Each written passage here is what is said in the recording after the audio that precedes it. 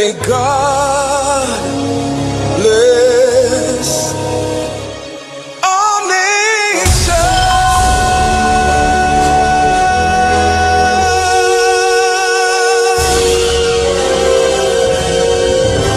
Almighty God, most beneficial and merciful, Creator of the universe and embodiment of divine wisdom and light, we come before you with thanksgiving and praise.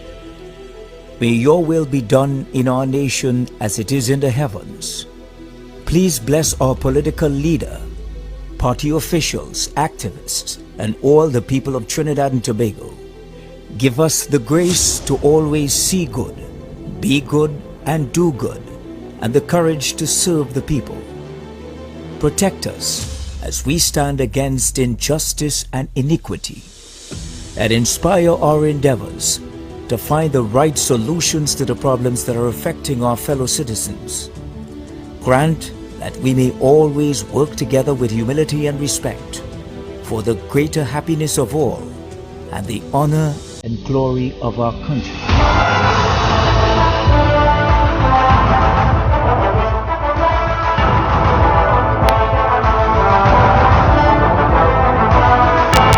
Live from the frontlines, this is the United National Congress Monday Night Reports, streaming on all platforms.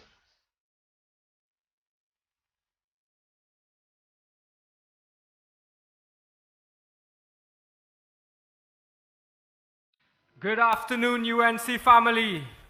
We are coming to you live and in person from the borough of Chaguanas, the fastest growing municipality in this country, and the constituency of Chaguanas East, which is home to the Under-21 Panorama champions, Siantec Tropical Angel Harps. My name is Faiq Mohammed, and I am the mayor of Chaguanas. And this afternoon, myself and Councillor for the Enterprise South, Londonville North, Councillor Whitney Stevenson Hamlet, has the honor of taking you through tonight's proceedings. Now, with that being said, let's get ready to rumble in Central. Tonight, in the corner of the United National Congress, on the side of truth, justice, and equality, we have the champions of the people. We have MP Vandana Mohit, MP Barry Padarat, Senator Anil Roberts, Senator Jolene John, and of course, our undisputed political leader, the Honorable Kamla Prasad Bisesa. With her on our side, we are on the road to victory. I want to introduce a man who is not afraid of taking on any member of the PNM Rowley-led government. He will take them on anywhere, anytime, any place. And he's not afraid of punching above his weight class. Currently, he's taking on the Minister of Public Utilities on an issue that is affecting the lives of every citizen of this country, and that is the proposed electricity increase rates. Please give it up for MP Barry Padarat. The voice of the people is the voice of God. The tables are turning, your eyes are opening. Welcome to the revolution. People crying out for justice. Some of them crying out for freedom. Everybody crying out for political leader of the United National Congress and the best Prime Minister Trinidad and Tobago has ever had, the Honorable Kamla Prasad Bisesa, who is listening and who is on the way here. Parliamentary colleagues, both in the upper and lower houses of Parliament. Local government representatives joining us this evening is the young and dynamic Mayor of Chaguanas, Faiq Mohammed, and the members of the Chaguanas Borough Council. brothers and sisters of the UNC, citizens all.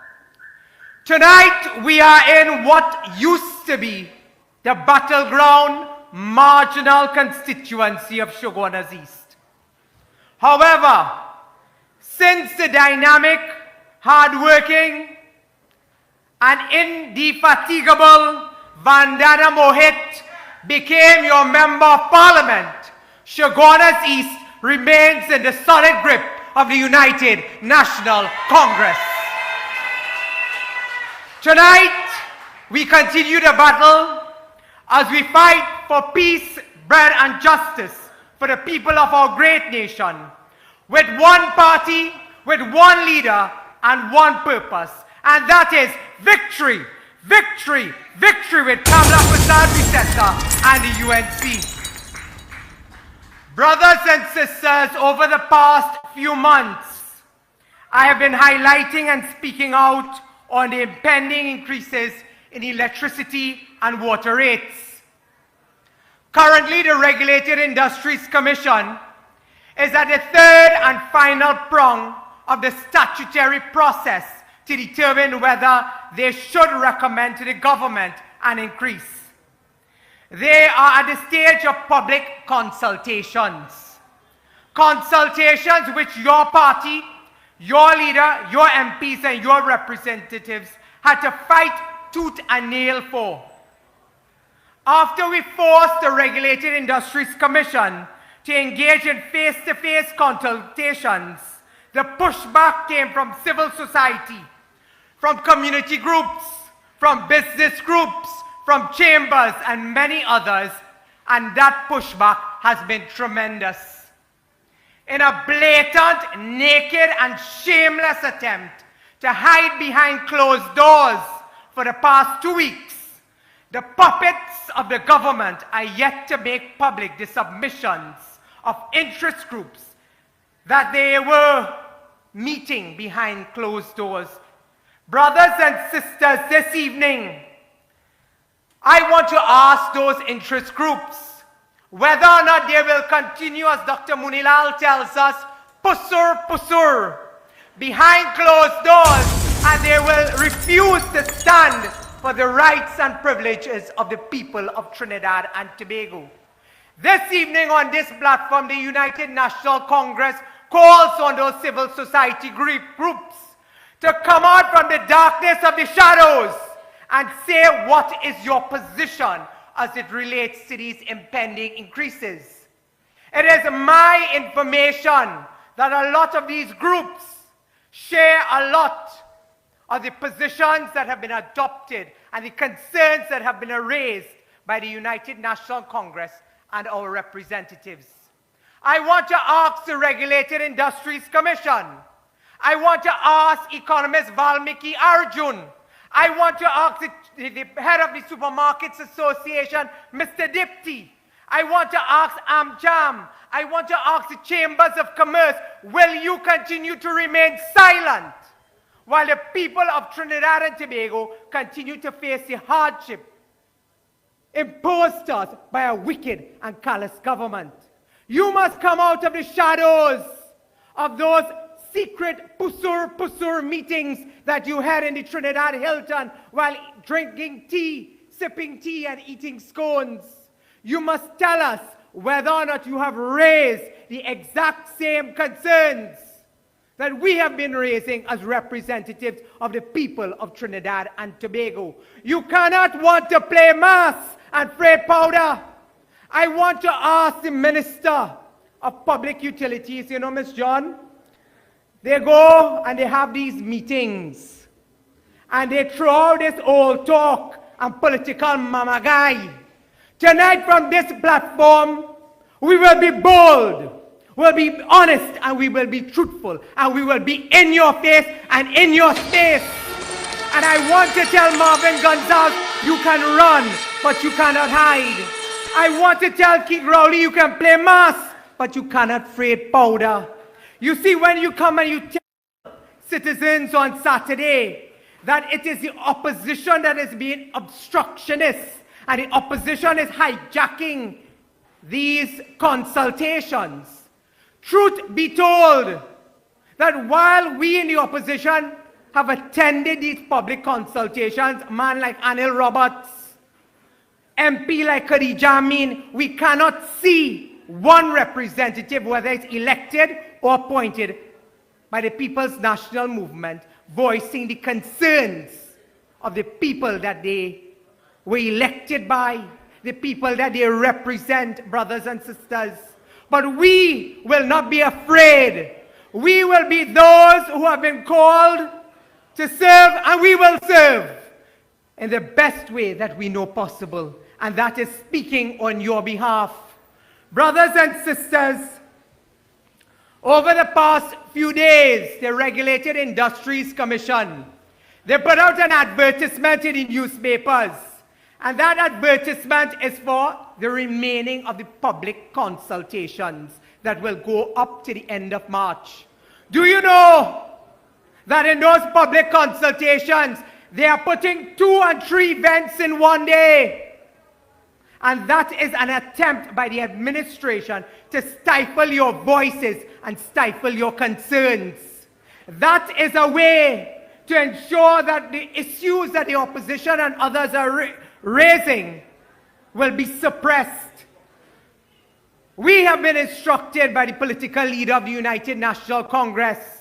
You see, when Mayaro and Sandy Grande meets on Saturday, they will have 2 public consultations on the same day.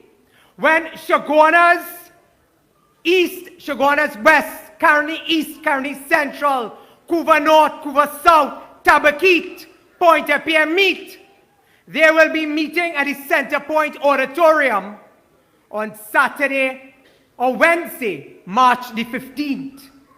All those constituencies that represent over 100,000 citizens in this country have been lumped together. You see, they are anxious for these consultations to be over and done with. And you know, in local parlance, we say, mouth open and story jump out. Marvin Gonzalez, who has no role in these public consultations, went somewhere over the weekend to say, well, in April, the report from the RIC will come to the cabinet, and then the cabinet will determine the way forward. I want to tell Marvin Gonzalez and the government here this evening that while you are preparing and you are already signaling to the population that the RIC will send the report to the cabinet, we and the UNC are reliably informed and advised that they have already instructed TNTech of the rates to impose on you come June 1st. So this has all been Papi Show. This has all been Mama Guy. But the Honorable Kamla Persad-Bissessar has instructed members of Parliament that if you want serious, meaningful consultation, and if the RIC intends on doing the job that they are lawfully supposed to do, then accede to the requests that have been made by almost all 19. By tomorrow, all 19 would have written letters to the RIC, which I have in my hand here this evening, calling on the RIC to go into every nook and cranny of this country. Do not only hold public consultations in Center Point Auditorium. The people of Couva North have a voice. The people of Couva South have a voice. Chaguanas East is where we stand tonight. Your MP Vandana Mohit, she has joined in the calling of the RIC to hold public consultations in the length and breadth of this country. And let us see, let us hear whether or not what the people of these constituencies have to say is any different from what Anil Roberts have to say, from what Barry Padarat have to say, from what Khadija Amin have to say. We have all been saying the very same thing, which is against the backdrop of high crime, high food prices, where people cannot afford the basic commodities in this country. Hold your hands, RIC. Hold your hands, because people do not have money to buy food in this country today, far less to pay the high prices for higher electricity and water rates. That has been the position of the UNC. And come to that public consultation on the 15th and the 11th, we are sounding warning to the RIC here this evening that you better know what you're doing, because we will do everything lawfully to ensure that we stop the process, even if it means going to the court of Trinidad and Tobago on behalf of our people. Brothers and sisters, in the last few remaining minutes, I want to deal with the issue that has been near and dear to me and to all of our representatives. But this issue has really been the baby of the Honorable Kamla Persad-Bissessar. From when she was Minister of Education to when she was Attorney General, Mrs. Persad-Bissessar has been at the forefront of fighting for children's rights in this country. Senator Jerlene John, our deputy political leader, together with MP Anita Haynes, they sit on a joint select committee of parliament. And that joint select committee of parliament met on Friday. And several issues at that joint select committee were dealt with. And I have always said to you, if they don't have feelings and they cannot claim their own children like Faris Al-Rawi and Keith Rowley, you expect that they will have love, care and concern for my child and yours? Tonight on this platform, we will expose those political prostitutes and what they are. I want to tell you, brothers and sisters, that at the Joint Select Committee on Friday gone, we were told that come March 31st, not a deadline set by Jerlene John or Barry Padrat or Kamla Persad-Bissessar, but a deadline that was set by the government through the then Attorney General Faris Al-Rawi, that all children's homes would be licensed after the Justice Judith Jones and the Sabga report was made totally public. In June of 2022, in the Senate, answering a question on behalf of the Prime Minister, Senate leader at that time, Paula Gopi-Skoon, said, by March 31st of 2023, there will be ample and sufficient time to ensure all these children's homes would be licensed so that by March 31st, none of these homes will be closed and none of these children who reside in these homes will be displaced. The sad reality that exists today is come March 31st, 2023, over 200 poor, innocent children will be placed on the streets because the government has failed to meet the deadline of licensing all the children's homes in this country. From 2015, when they came into office and they placed Ayanna Webster Roy in the office of the Prime Minister, and the Prime Minister took responsibility as a line minister, we have been saying to resource the Children's Authority with both personnel and finance to ensure that the Children's Authority works at the most optimum. From then to now, they have stood in the parliament and they have said that the opposition is lying. We are not telling the truth, that they are resourcing the Children's Authority and they are taking care of the needs of our children. Tonight, I want to point to your screen where we will hear when I raised this issue and what was the response from Minister Ayanna Webster Roy, sitting in the office of the Prime Minister of Keith Rowley. Chair, for years, under this administration, government has denied that the Children's Authority has been under-resourced and understaffed. The minister has indicated that 70% of this allocation will be utilized with respect to recruiting staff for the Children's Authority. Could the Honourable Minister indicate what will be the process? Have they identified these persons? Are they already operating, or is it that these are persons to be hired? And is it an admission today that really the Children's Authority has been under-resourced and understaffed for years under this administration? Minister. Thank you, Madam Speaker. I reject the notion that the Children's Authority has been under-resourced and understaffed. The Children's Authority over the period would have been expanded, and because we expanded, we would be required to recruit. And Madam Speaker, the funding will be utilized to pay current staff, and as we expand and we continue to improve our services, to pay those who will be coming on board. Thank you, Madam Chair.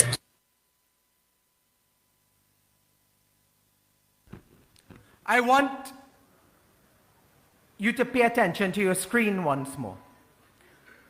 Can you put up the memo from the Children's Authority, an internal memo of the Children's Authority? And this is what the internal memo of the Children's Authority had to say. This is an internal document of the Children's Authority. And it says, "Dear colleagues, on behalf of the Director acting, please be advised that the Office of the Director and Finance team have been working." Brothers and sisters, please stand as we welcome the Honorable Kamla Prasad.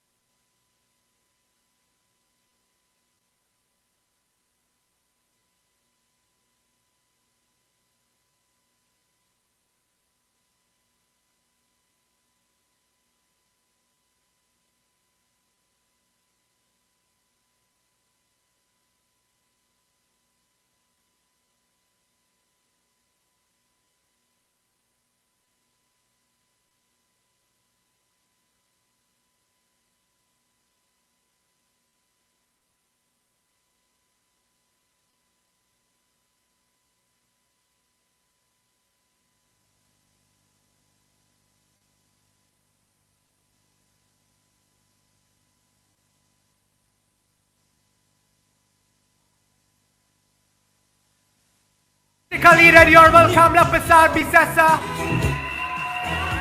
as she continues the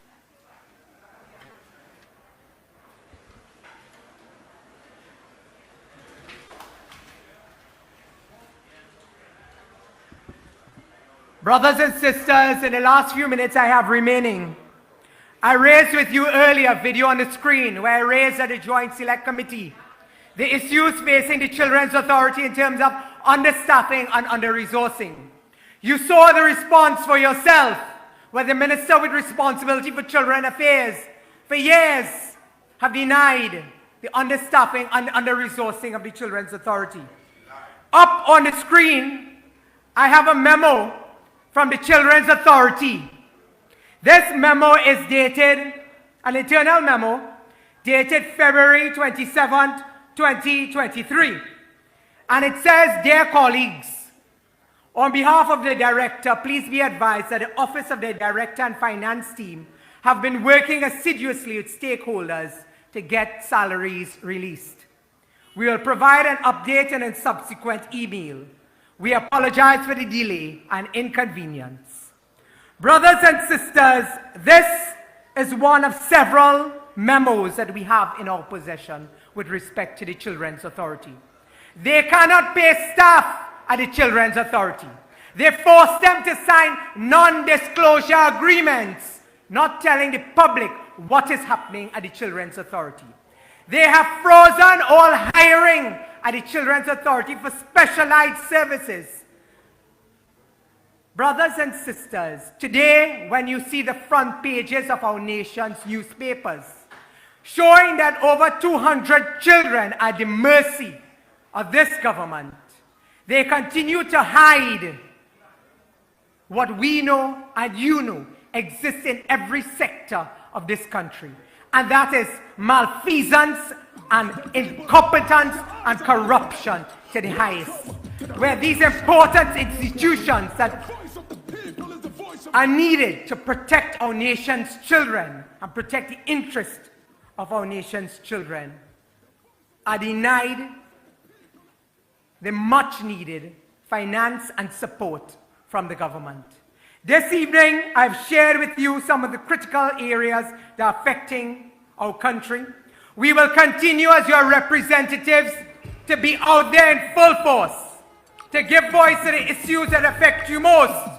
But we call upon you this evening to join with us, to join with our political leader as we go on to the road of victory, putting forward the vision of the United National Congress and not only complaining, but providing solutions by not only highlighting the problems affecting our nation, but putting forward real tangible solutions with a competent, capable and caring leader in the person of Kamla Persad-Bissessar. Brothers and sisters, onward we go to the road of victory. Victory onward, victory forward, and victory for United National Congress. The voice of the people is the voice of God. The tables are turning, your eyes are opening. Welcome to the revolution. People crying out for justice. Good night, my UNC family. Make some noise! Shogunas East, make some noise! That's the spirit. I want to especially thank MP Barry. Definitely after that speech, MP Barry, we know our UNC family is on the way to victory with no other than our political leader, Mrs. Kamla Persad-Bissessar. Our next speaker needs no introduction. A champion for sports and development of our youth in Trinidad and Tobago. The host of the hit show, Tugala Politics. Please help me welcome to our podium this afternoon, Senator Anil Roberts. The voice of the people is the voice of God. The tables are turning, your eyes are opening. Welcome to the revolution. People crying out for justice. Some of them crying out for freedom. Everybody crying out for democracy. Now it's good evening, my UNC family. Onward to the road to victory, to rescue the country from the evil Rowley and the BNM. One party, one leader, united to a brighter future. Victory with Kamla. Well, let me tell you one time. I ain't come here for no small talk. I come here for real talk. With facts and figures, with my loud mouth and sweat pouring off my brow. I come with passion, truth, and patriotism. So UNC people, let me see you clap with your hands up. Prepare for victory to rescue we country.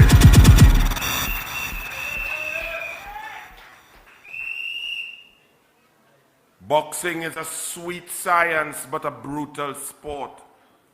A man from Tobago who put his life on the line for the red, white, and black, who went to the world and said, we are great and we are not afraid of you. We can match you with skill, offense, and defense. We can match you with fitness and agility. And he brought the world title to Trinidad and Tobago, brought pride and glory to our country. We all cheered and celebrated Claude Noel. But yesterday, we all shed a tear as we saw our national hero become yet another casualty of the heartlessness, carelessness, disrespect, and disregard of Keith Rowley's arrogant PNM. Claude Noel cried for help that did not come, just like our citizens cry for help across this country, and help does not come from the PNM.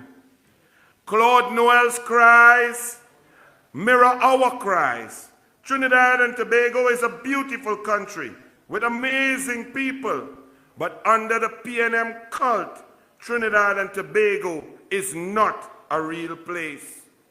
For if Trinidad and Tobago was a real place, no prime minister, no minister in charge of children could receive a report on December 13, 2021, showing evidence of abuse of the worst types occurring in homes financed and funded and approved by the PNM government, where children are being battered, beaten, buggered, burned with cigarettes, and for 14 and a half months, these miscreant PNM have done nothing to protect children. If you cannot love children, you are truly evil. On the other hand, on the road to victory, you see a prime minister, former prime minister and leader of the opposition, the very first thing she did as she sat down to chair her first cabinet was ensure that children will no longer have to die because they didn't have money for surgery. That is a leader that we need. That is a leader who cares. You just saw Barry show you a minister in the ministry of the Prime Minister, office of the Prime Minister, lying and stating that the Children's Authority is not under-resourced. But we read this week that not only the judiciary and the DPP, but the Children's Authority is operating at 25% of its HR quotient, of its workforce. Think about that. Report, abuse, children being criminally battered, beaten, and abused, and the PNM have 75% capacity diminished for an authority designed to protect children. How could that be right? Trinidad and Tobago could never be a real place. The same government that has always overseen the increases in crime across Trinidad and Tobago. Every time they come into power, any government that was there before and made strides to impact the crime situation, to increase border patrol, border protection, air guard, helicopters, the judiciary, the DPP's office, giving funding to the fight against crime in every ministry. The PNM comes, thwarts all the gains, and sends us backwards. We are now suffering from 2022, 614 murders. In this year already, out of 657 days, we are up at 115 murders, and there is no respite, no hope, no pause, no belief that anything will change. The judiciary is understaffed. The DPP's office is working at 35%. The Attorney General's office is led by an incompetent liar who does not know what his job is. And we realize that even in the private sector, he did not know how to win a case. We see in the judiciary, in the crime situation, as blood flows across Trinidad and Tobago, we can see the cries of Claude Noel. Those cries mirror our cries. Trinidad and Tobago is a beautiful country with amazing people, but under the PNM cult, Trinidad and Tobago is not a real place.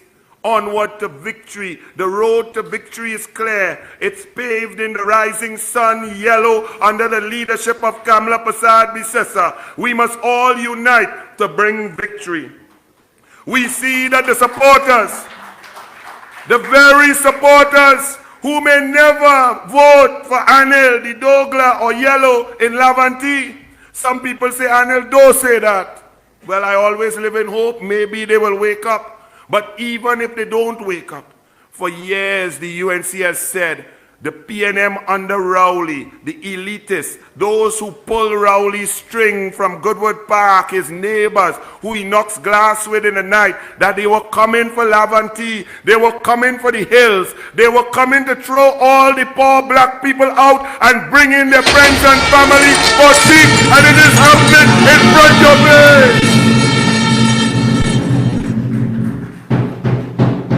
So Watson Duke, me and know if you're now hearing and seeing because your toes are free to go in your socks. But understand this, the UNC has been fighting for the people of Laventille and people across this whole country on this gentrification issue for over a year and a half. So don't call and pretend that you now come.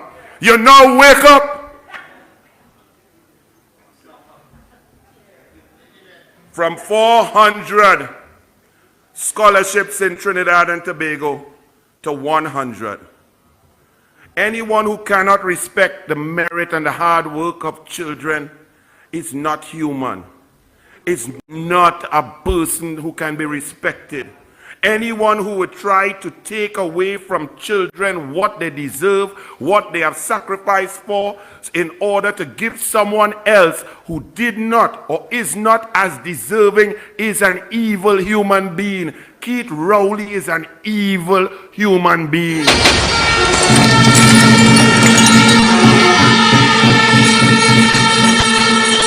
Kamla Prasad says I had 400 scholarships across the board, increasing it under Patrick Manning from 150 to 400 and was going to increase it to 600. She increased funding for GATE, increased sport funding, scholarships for sport across the board to give our children who deserved it the opportunity. And when scholarships results came out, it was in October of the same year.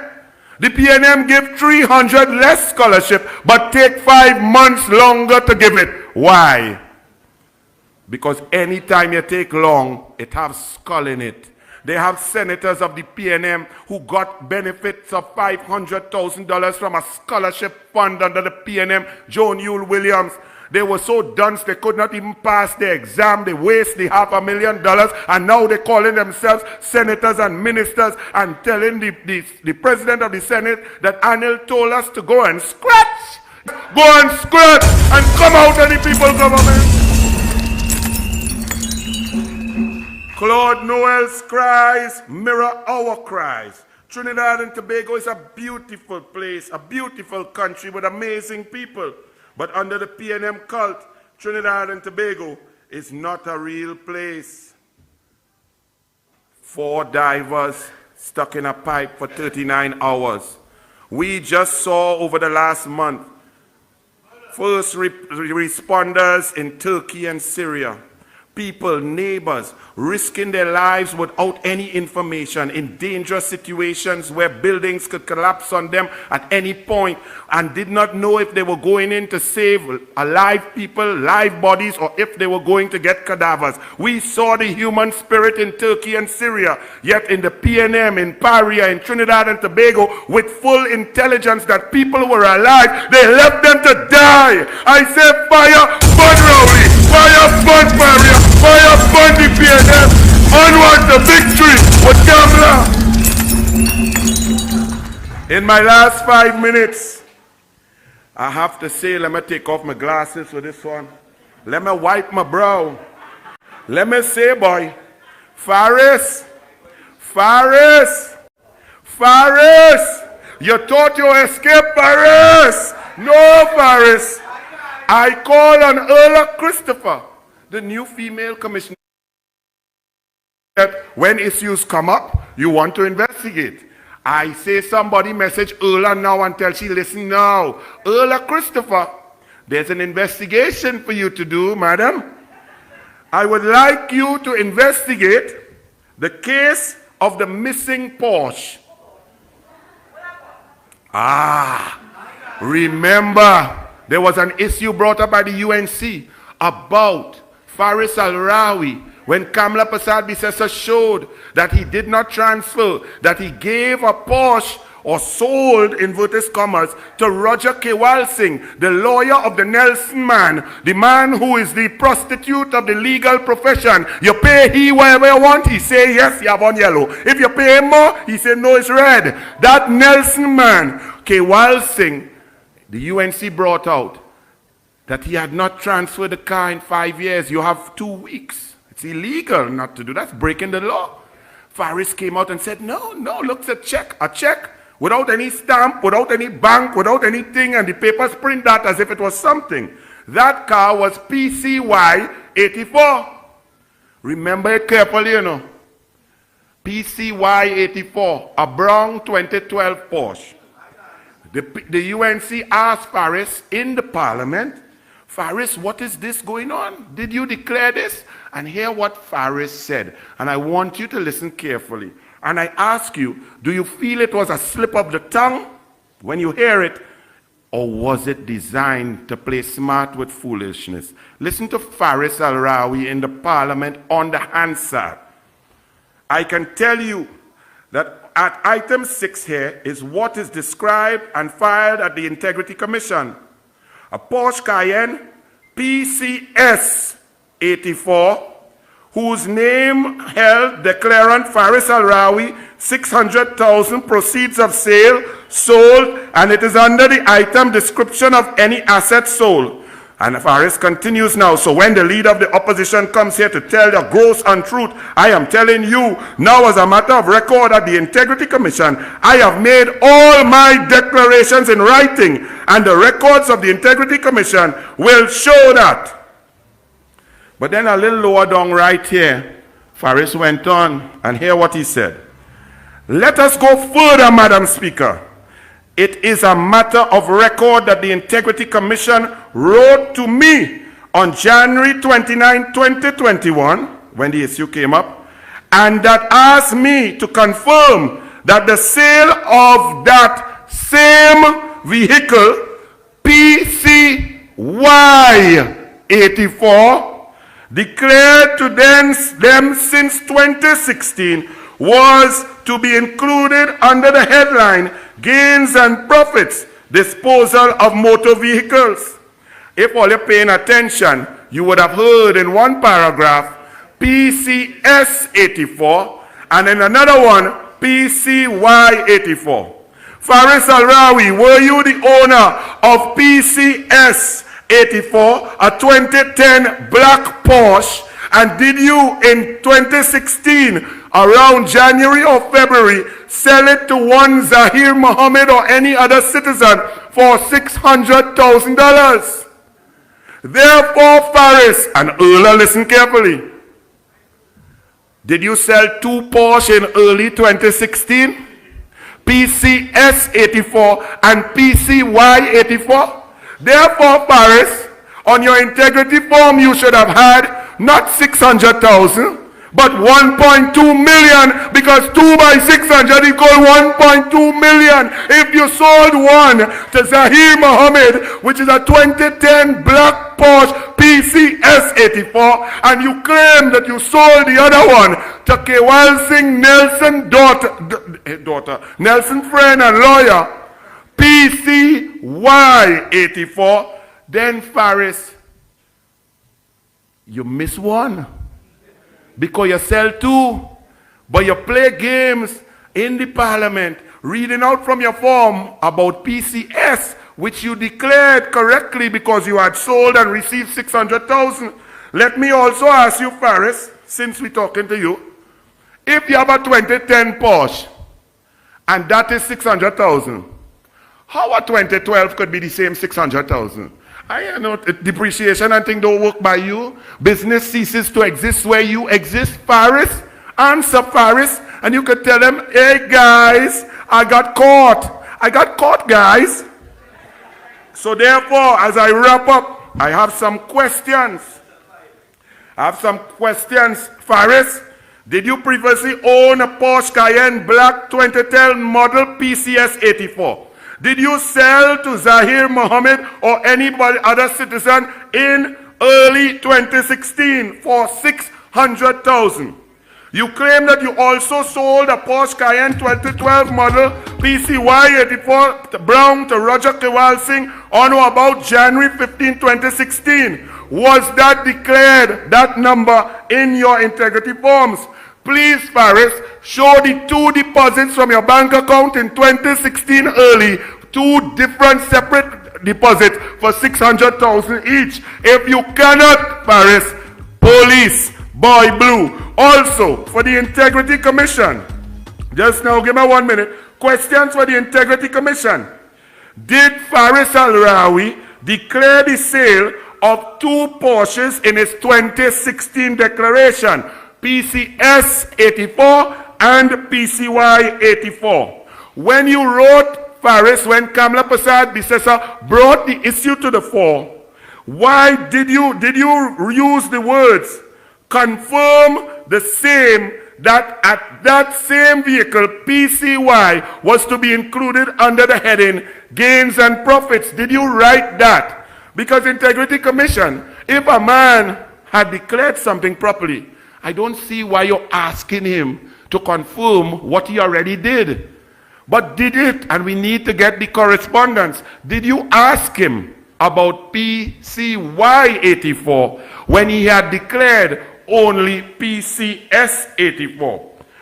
Was the registration number of the Porsche declared by Faris Al-Rawi in fact PCS 84? Right. Faris, we want to hear the answers to these questions, because while you're playing your move and demoted from Attorney General to local government minister, you are in trouble, Faris, because Faris, failure to declare on your integrity forms is a criminal offense. Failure to send and take money for a vehicle and declare it is a criminal offense. Lying in the parliament, did you mislead the parliament? I now put it to my friends and teammates in the lower house to ask Faris, did he sell 2 Porsche in 2016? What were the numbers and did he declare them? Faris, you are as corrupt as your government, and we must move all the PNM on the road to victory. One party, one leader, yellow and strong. God bless. The voice of the people is the voice of God. The tables are turning, your eyes are opening. Welcome to the revolution. People crying out for justice. Some of them crying out for freedom. Everybody crying out for democracy. Now it's time to take a stand. Yeah. Thank you, Senator Anna Roberts. Right now, you have the PNM cornered.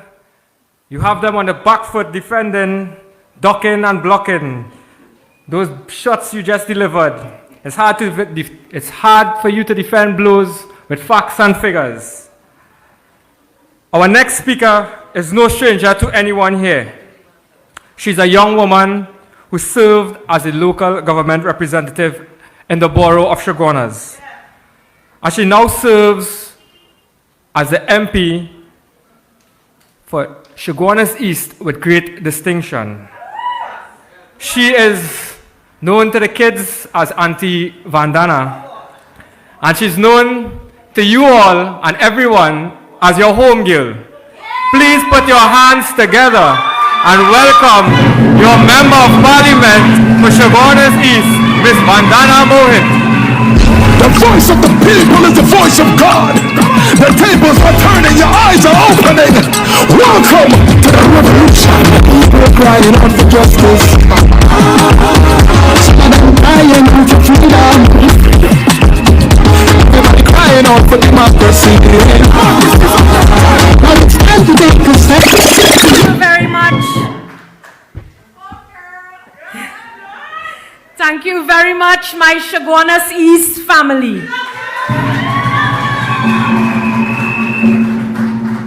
To my and to our distinguished political leader, the Honorable Mrs. Kamla Prasad Bisesa, I know you love me, but I know you love her more.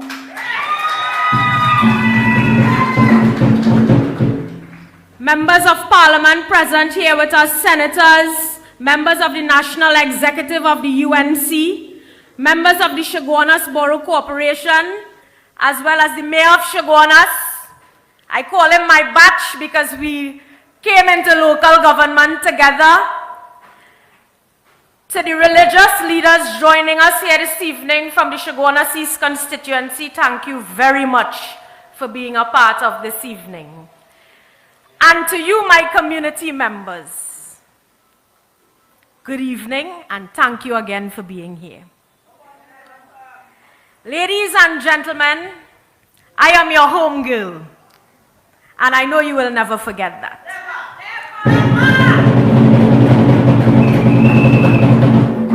Tonight is indeed a sad, depressing time for the constituency of Chaguanas East. In fact, we are reeling for the constituency of Chaguanas East. In fact, we are reeling rather from the tremendous loss of one of our most notable stalwarts, Mr. Kunj Bihari Rampal, aka Devanand Rampal of Diet Street Extension, Cunupia. He passed on Saturday, and may God bless his soul. He is a renowned activist that had the interests of the UNC and the party affairs at the top of his agenda.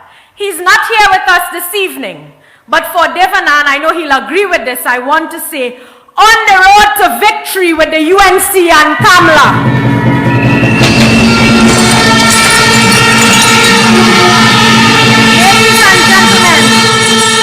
What is more depressing is the continued rampant escalating food prices, wherein people are bawling out every time they face the groceries and shops in Trinidad and Tobago. Can you imagine a 10 kg flour, $102, powdered milk, 800 gram, $90, butter, $74. Just imagine under this PNM government, you cannot afford to eat roti and butter. Remember, all of us grew up on that. And now you cannot afford to eat roti and butter in this country. The government has failed to stem the drastic and unbearable inflationary trends, especially food prices, despite repeated calls by every sector.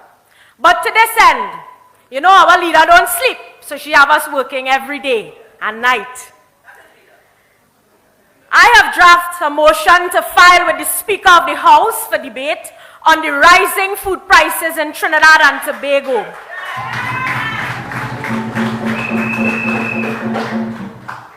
And I want to let you know that we will continue as a team to fight for your bread and butter as we sit in the House of Representatives.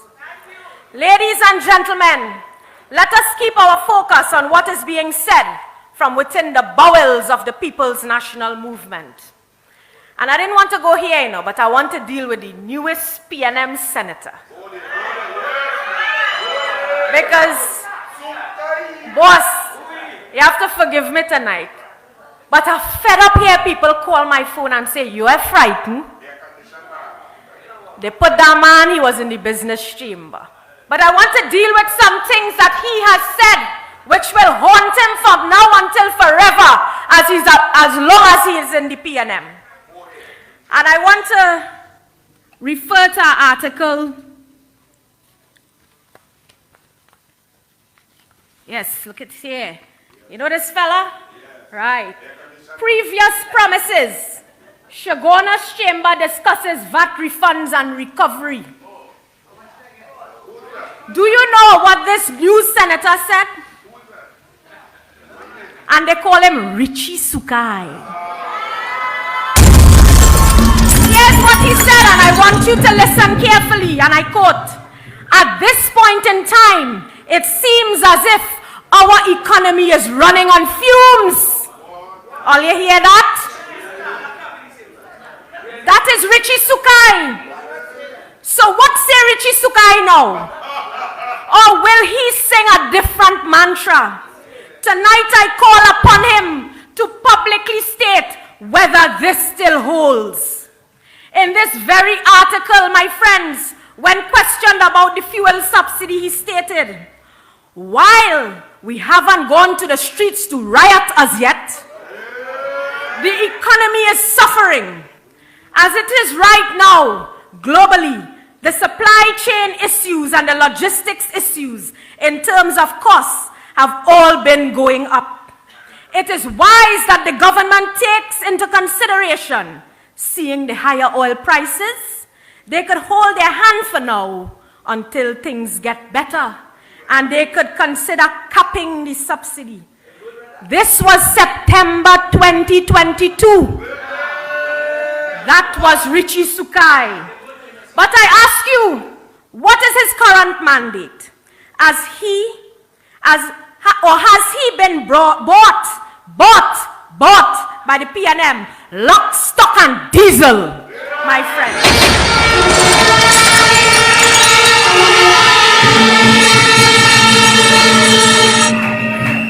My friends, let him publicly state what desires he has on the constituency of Shagwanas East, because when you want to talk to the media and play mass, don't afraid powder. I am putting this constituency on alert from now that Sukai must step down from his ivory tower and get in touch with the real people. That is those who are considered the salt of society. I want to ask all you. I could stand up from this podium and I could say Bujun, Sadal, everybody in this crowd in Shagwanas East, I could name and count. Sukai could do that.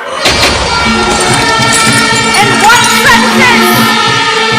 what trenches has he served? Yet he leapfrogs the political fence at the first opportunity.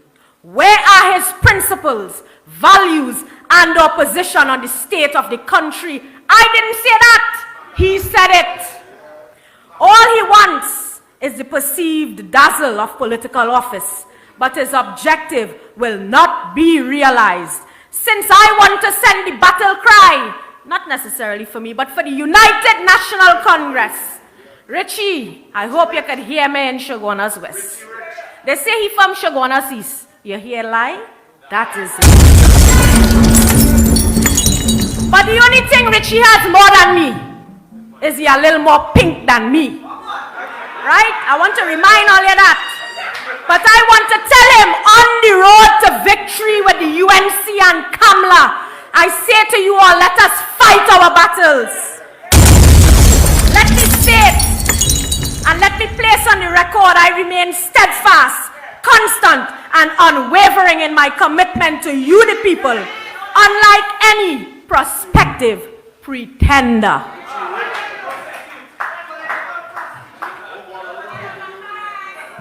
Ladies and gentlemen, I have to move fast, because my time running out. All right? I want to jump on my constituency, and I want to show you why they can beat the UNC over here. Because every day we are on the ground. These 2 feet, since Kamla Persad-Bissessar put me here, these 2 feet are buried within the grounds of Shagwanas East. Working for you, the people. And I want to focus a little bit on things I'm doing for the constituency. Let me focus on the squatters. Squatter regularization of land tenure at Warren Monroe Road, Warrenville, Cunupia, wherein approximately 30-odd persons are affected. Clarence went to meet with them, big meeting, but he didn't know I could get the register. Right? So I wrote for the people.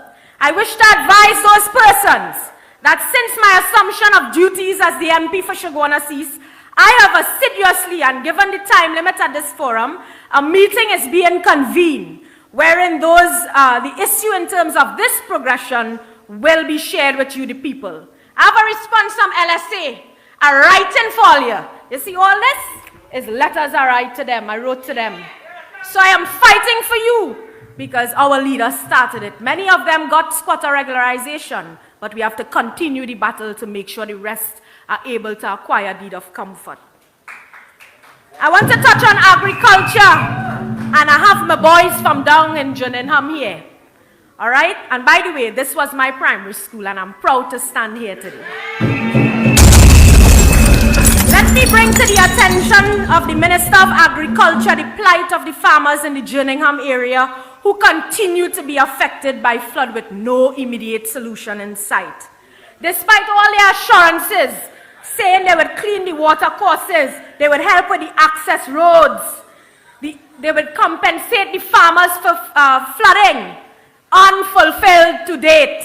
Therefore, I am urging Kazim, stop thieving my idea about the snail and you can't even implement it. Come down in Jerningham, don't only go down in Warren and eat the people corn. Come down in Jerningham and deal with the issues of the farmers, and I am very serious about that. I want to deal with the traffic situation in Chaguanas. The constituency continues to be plagued by traffic congestion, namely at the Price Plaza roundabout near the water hydrant.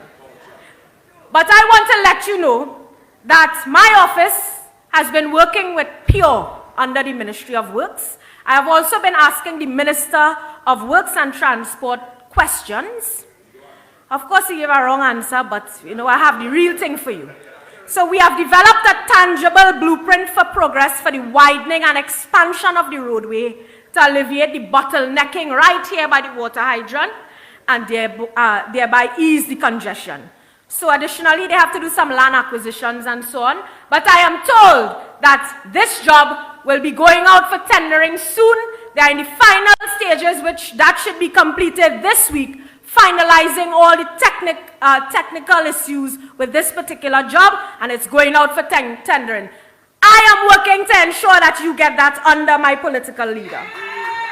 Further, I want to let the people of Lange Park know that I am continuously lobbying for Gaston Street to ensure that it is paved. And stop telling me business people have business over there. The business people help all of the people of Chaguanas East. And it is your job to help the corporation to pave that particular road. I want to deal with this national issue because it became a national issue. The Bridal Road Bridge. I want to let all of you know that this bridge had collapsed. And through my office and the mayor's office, we got this one-way Bailey Bridge. Right? Everybody, a little antsy. You want your two-way bridge. I want to share with you that this will be addressed in the near future. Let me remind persons that the ongoing structure poses severe threats to the motoring public, and after diligently representing your cause, I am now advised that the two-way bridge is due to be tendered by next week. I will continue to monitor this project and I will keep you posted, and I guarantee you every week I am calling them. So don't feel they're doing it for you. I put in my requests, and I know all you like to hear that. The S-Ben, well, of course, Marvin didn't do his work to remove the pipeline, and a whole project awarded was cancelled. But I'm making sure Marvin understands that he has to move that pipeline so that you all could stop getting that flood down in the S-Ben in Endeavour. Good? So I ain't only talking about Richie, I'm telling all you what we're doing inside of here. Crime. Of course. I wrote to Hines a few days after Jamal Modest. And the next topical issue is that crime, where despite repeatedly ventilating the need for the police force and enterprise, after Jamal Modest died, that child, remember? He come down, he danced a little bit in Lionsgate, and he gone. No police force for you. That is the man they call Fitzy. Right? Fellas, shot. They're falling like fly down in Hassarat. Just last week, this man down in Jerningham, Mr. Ramdev Raghu, burned to death in his house. Oh God, a fed up beg for police vehicles for Chaguanas. Right? I will leave that for you. Yeah? So, because I know you love to give them, I want to let you know that I'm calling on the Minister of Housing and the Minister of Social Development to deal with the family of Mr. Ramdev Raghu, provide housing for them. 10 family members displaced after this tragic incident. And of course, everything gone. Help them. Help them, Donna. Help them. I want to share quickly culture and the arts. You're here in my rhythm section. Pan Angels, give it up for them.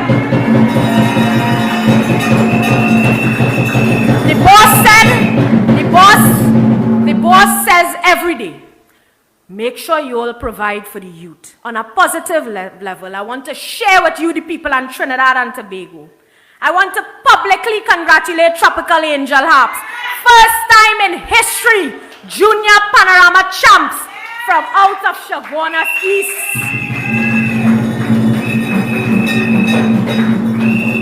Heaven Snaky Charles on his victory as National Young King Calypsonian.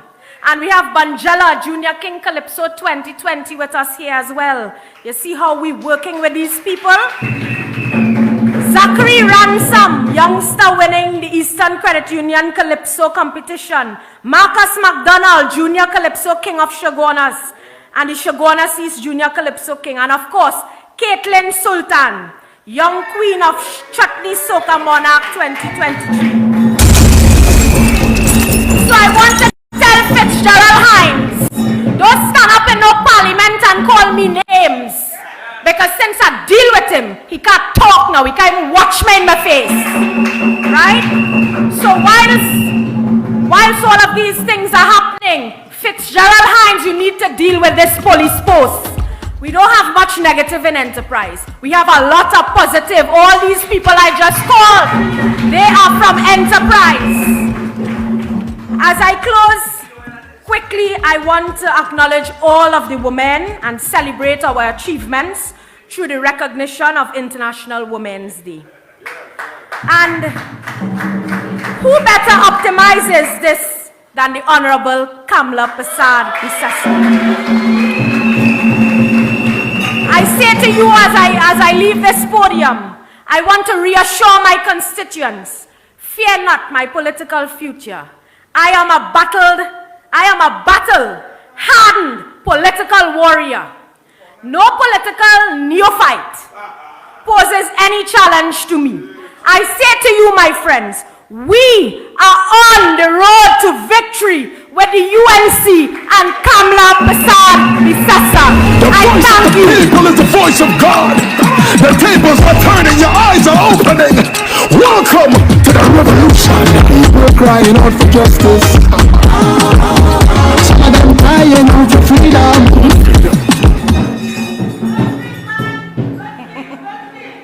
Thank you, MP Fandana. Let's make some noise for our home girl. Chaguanas East. That's our home girl. Fandana, yes, positive vibes somehow. They can't stop that young lady, no matter how they try. No matter how they try, make some noise again.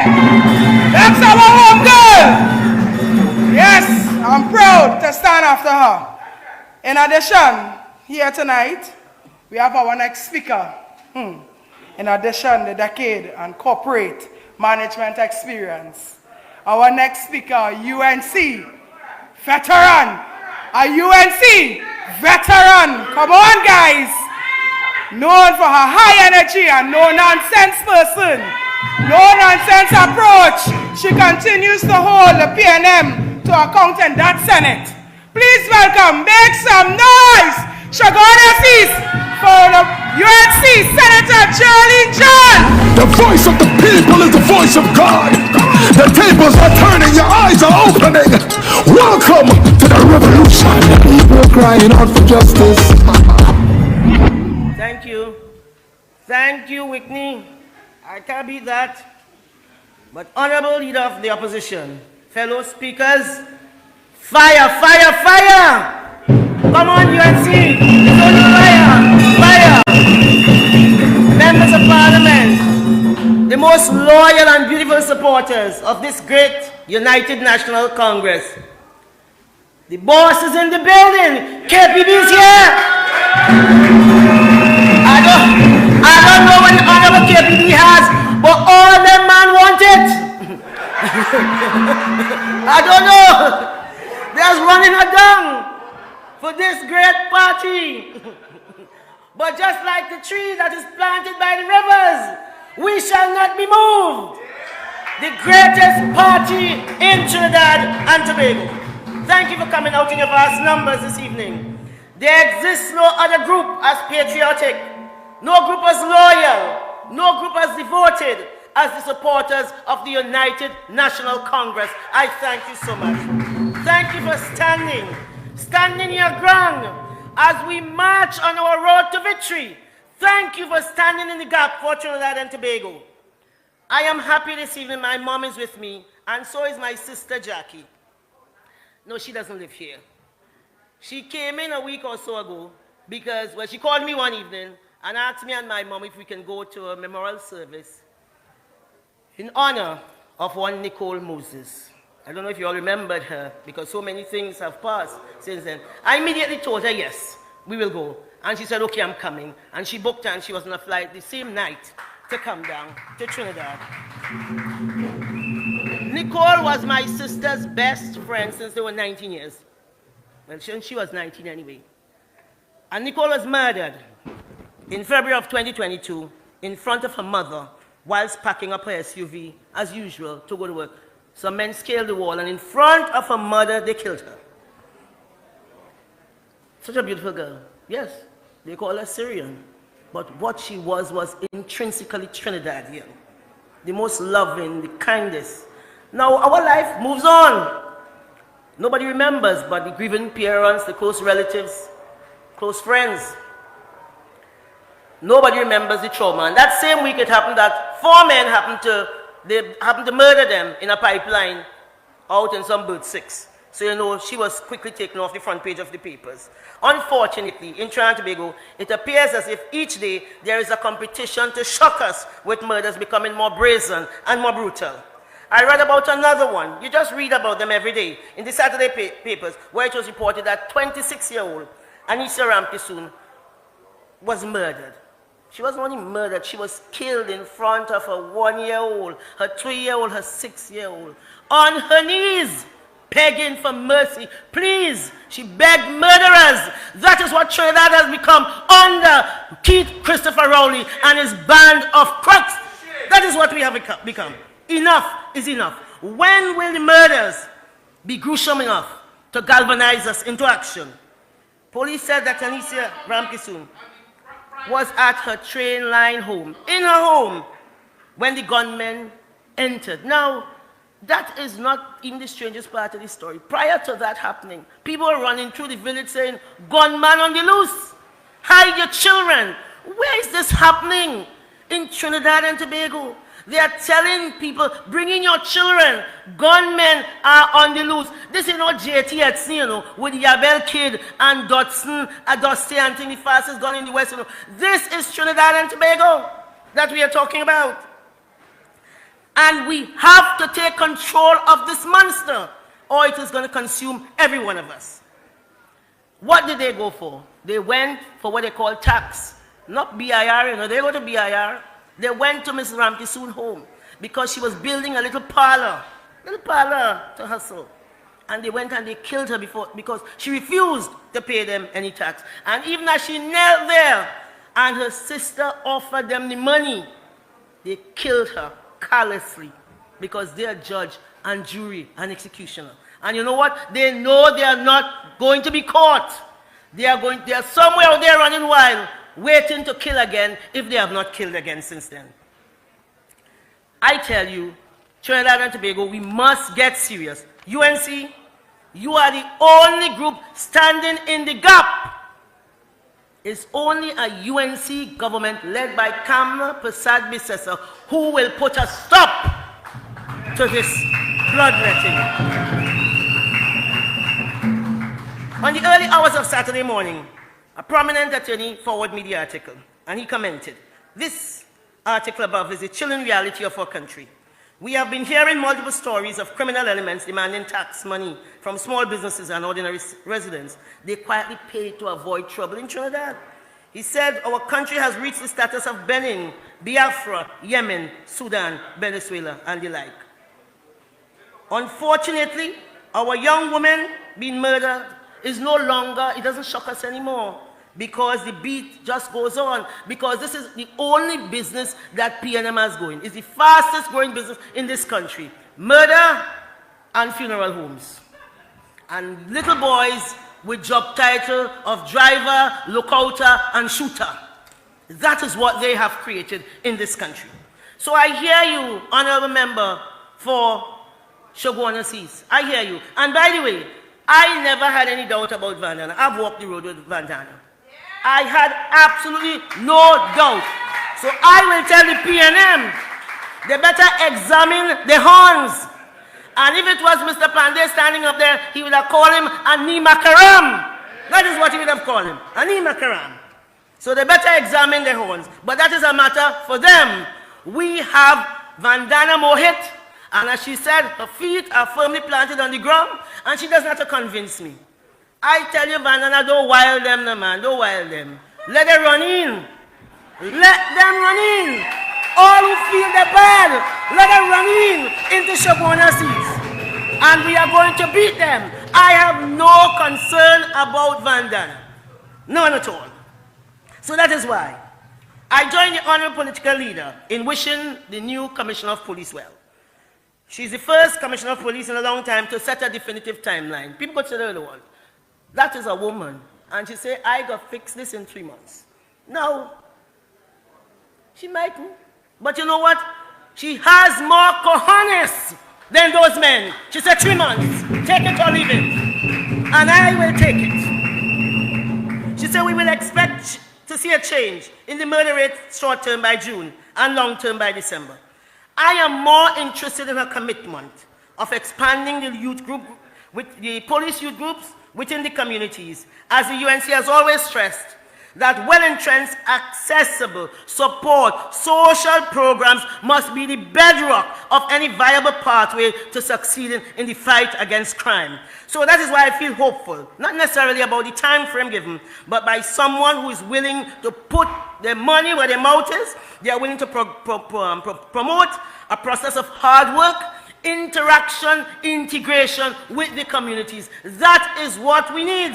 Fighting crime starts in your house. It does not start in the police station. So all these big men walking around with big guns, talking about hell up in the Harlem as if they are Rambo, that is solving nothing. It's a waste of time. We have to fix the homes. We have to fix the communities. And that is how we are going to fix crime. And who is willing to do that hard work? Who started that hard work? The boss is in the building, my darling. Kamla Prasad Bisesa is here. So again, I reiterate that the commissioner has a lot to do, including convincing a heartless, clueless, unconcerned government about the benefits in providing opportunities, viable alternatives for restless youths. We are not without raw material, and again, MP Vandana spoke about it. It's as if she had read my script. Because over the carnival period, you know, I'm there randomly looking through YouTube, and I saw a group of young men out of Sealots have something, so they say, we outside Part 10. And I can tell you, they started a session of music by playing Lala by Nelson. They moved into Sonilal Lotila, and then they went into Destra, My Trini Beta, and they were singing every word. These are guys, young boys out of BC, very talented. They were singing every word. They have no concern about race. They over that. They're not discriminatory. All they want is an opportunity in Trinidad and Tobago. And these young men have 63,000 subscribers from across the world. I was looking at it because, we are curious about these things. The leader and I, we're always talking about jobs and opportunities and what have you. And they were singing every song. They have evolved beyond the politics of race and beyond the politics of discrimination, as just about every youth in this country. They want the country to know, they want the UNC to know, they want our leader to know she sees them. And she does see them. It's not by what she promised, it's what she has done. She has a proud record to stand on. We see them. We recognize their potential and will provide the access point. They will do the rest. As I said, these young men had a subscription of over 63,000 people all over the world, listening to their unique mix of soca, chutney, pop, soul, music, and reggae. Young guys just doing this thing. So people from all over the world were commenting. I was looking at that. And the UNC understands with technology, there will be new opportunities. And there will be no borders and boundaries. And our plan includes getting the young people prepared for these opportunities presented by the new advancing technologies. As I walked in here tonight, in this village of Endeavor in Shogona Seas. What did I hear here? I heard Afro-pop. You know where that music come out from? Ghana and Nigeria. In this meeting, you're hearing Afro-pop. So it tells you about the universality of the music. And what they have done, because of technology, TikTok and Instagram and so on, that music now has taken over the world and probably is the most downloaded music on Spotify. You think Afrobeat better than soca and chutney? No, it's not. But so what we need is an access point. All this music by Nyla, because I'm listening to the new music, it's new music. It's new beats. And if we get that going on TikTok, the way they do the dance, and because this music, what they bring with it, they have the music, they're making the money. But then they have the culture. They have the food. They have the dress. They have the web. So they are infiltrating. So it's cool now to wear African kente cloth because of these massive stars that have come out of this new wave of Afrobeats through this TikTok and what have you. So the US is seeking new markets for manufacturing computer chips, which is suddenly currently in short supply. The US is moving away from China, large source market, and they are looking for suppliers for microchip. Banks are moving their services with with Brexit. They move away the UK from Europe. Banks are moving out of the UK into other niche markets. There is so much that we can do and so much to do, but we have a government that is anchored in an old economy and lies, and it is not that they have no dollars, as they say, it's that they have no sense. The government has no sense.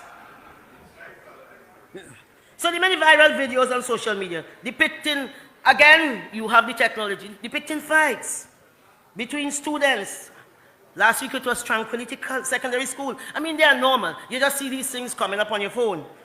And I called the teacher of Tranquility and said, what is going on there? Because the ban on the video had the 17th fight for the day. She said, that's a joke. Let's break the record yet. It is 23 fights. That's the record at Tranquility in one day. Then last week, I think you had Tabakit Secondary. What they had? 10 fights in that one day, maybe Friday or what have you. Now, what do you think is happening to these young people? If they are expelled, or they are suspended, or they leave school early, or whatever. Where do you think they are going? They are pipeline for the streets, and for all that exists in the streets. How can we stop crime when you don't know how to manage the school children? Do you recall that in 2015, a big part of the manifesto of our political leader was that any child found in the streets of wherever before 2 p.m. or after before that time, 2 p.m., when schools are supposed to be out, what will happen? The parents must account. You have to manage to suit your problems. You can't manage as if you don't know what is happening. I don't know what this government is managing. I don't know who they are managing for. I don't know why they are where they are. But really and truly, I'm telling you, it is something that confounds us. I have never seen anybody, and I can't say incompetent, more foolish in my entire life. A bunch of foolish people. Trinidad is a small space still. We have a lot of good people. We have a lot of bright people. What people need, they need guidance, and there is no supplier bigger than the government of Trinidad and Tobago. The government is all-pervasive, but they're all-pervasive for all of the wrong reasons. All of the wrong reasons. So having more teachers, more police, more soldiers, even that is not going to help at all. There's a correlation with the almost 8 years of this inhumane, do-nothing, lazy, greedy government in office, and this steep increase in school violence, crime, the rise in gang membership, and murders. There is a correlation. So this morning, I think it is, when I saw the Express editorial, they said try eviction with compassion. And they said there are few images as heartbreaking as those of a forcible eviction. And they were talking about children and elderly begging and screaming. No, yes, okay, you're in charge. They have to go. But you don't think you could be a little more humane? You have to have, how you could find 50 police according to the Express to pull up there to evict old people and little children. But there was not one to see when Andrea Barrett was being hauled away in a car. The MP for Chaguanas East spoke about Jomo Modest. There was none. There are 50 to go and line up to scatter away old people. I didn't even know there was an eviction going on. Why? Those people didn't make any noise. They didn't go to the media. They didn't call a press conference. They were moving. I'm told it was 6 families. 6. They found 50 policemen. And you wonder why it has crime? Nobody was there to see when 3 useless individuals were jumping Nicole Moses' wall. Nobody. Today, I'm seeing where Junior and Marilyn Emmanuel, their daughter Shade, left home 5 years ago, never returned, a 20-year-old girl. 2 years after, or maybe a year after, they found some clothes and maybe some remains. And for the last 5 years, he's been begging this government to have these samples tested just to see if it is his beloved Shade. Up to yesterday, I think it was in the papers. So when they kill you now and people find you, you have to say, thank God they find me, they could bury me, their closure. You have to thank God for that. Because they are now looking at remains that are just sitting on a shelf. No police. 50 to throw out 6 families who were non-violent. All of them said their rent was paid up to date. Yes, they have to go. They can't fight all year. Only there to make the rich richer and who they're dead and so on. But Jesus Christ, you have to treat people with compassion and with humanity. This is where we are. And then you ask why there's crime. I say all the time, an organization takes on the DNA of the leader. And that is why everybody vexed, everybody cruel, everybody evil, everybody pushing everybody around. But you will see tonight as we start on our road to what? Victory. Our country. People all over are telling me they want to help to ensure, and when they say we want to help, I say you don't want it, please, you don't want the PNM to win. They say no, we don't want Rowley to win. So UNC, open up yourself. Welcome everybody. Let us put our hands and our shoulders to the wheel. Because we have to stand up for our children's future. We have to speak up for our children's future. And we have to fight for our children's and the youth's future. UNC, you are all that stand between the PNM and utilizing people. We have to fight for Trinidad and Tobago. Let's keep fighting. Let's keep hope alive. I thank you so much. The voice of the people is the voice of God. The tables are turning, your eyes are opening.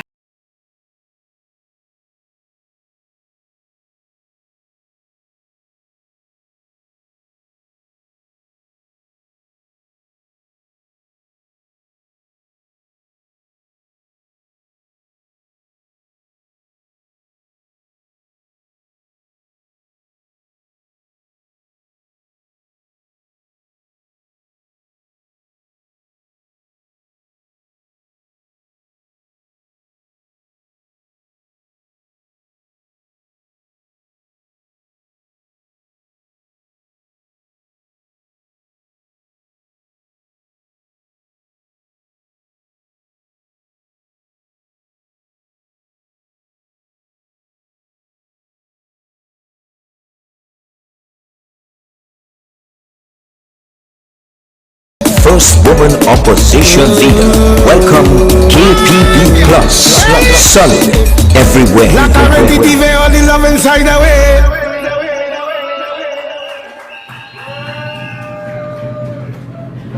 UNC family. UNC family. Good evening. Thank you very much. Good night to all of you. Thank you very much. And we are so energized to be here in Chaguanas East. I can see our activists have come out in their numbers, so give yourselves a round of applause. My parliamentary colleagues and all those here this evening, we always knew Van Dan was a great human being and a great soul. And tonight we say, Vandana is a home girl. You could see that tonight. So thank you, Chaguanas East, for offering to the governance of Trinidad and Tobago your Member of Parliament, Vandana Mohit. Give her a round of applause, please.